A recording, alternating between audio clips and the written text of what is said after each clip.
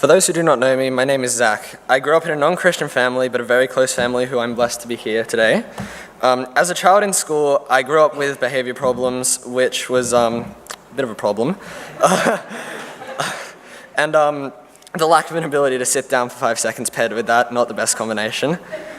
Before I knew God, I had multiple issues with swearing and violence towards my quote-unquote friends, and I never wanted to change. Coming into the September of 2010, my mother had a severe incident involved with a friend of hers and the police who was shot and killed. This caused my mother to be diagnosed with PTSD, and while I didn't really know it at the time, it did cause my behavior to go out of control.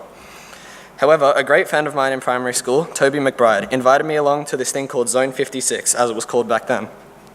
I thought it was pretty neat, a cool way to have some fun, hang out with some friends, but I ignored almost all of the study time in groups and I ignored all the leaders. This went on until the end of primary school.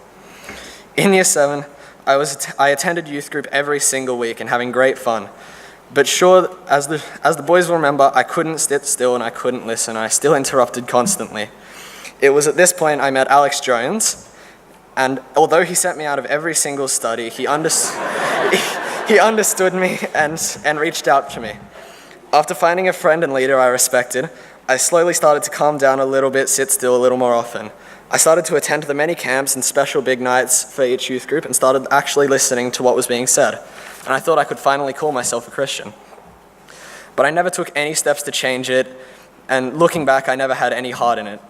In year 9, I attended my first Katoomba youth convention in Katoomba, as the name suggests. It's a large-scale youth convention for Christians to have a good time over a weekend. It was on this Saturday night, sitting next to my good mate Ben, I heard the speaker ask those who are accepting Jesus into their life for the first time to stand up and we can pray for them.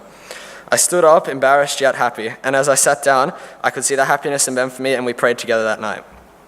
That night in 2014 changed my life forever because I could genuinely call myself a follower of God for the first time. Ever since then, I've been keen and excited to join any youth camp, kick trip, or anything that God threw at me. A major step in my faith in my recent life has been the trip into Wellington, just a year after Lincoln's, in fact, earlier this year.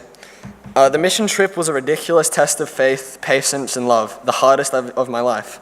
We ran a holiday club for kids in primary school. This tested my ability to love those kids, show them Jesus, and maintain my faith all at once. Not an easy task, and as you can probably imagine, I got slightly irritable by the end. However, past that difficulty and more, God has changed my life in ways that have shown me his love in so many ways. Despite all of this, my faith is growing constantly, and I am unbelievably excited to see what God has in store for me.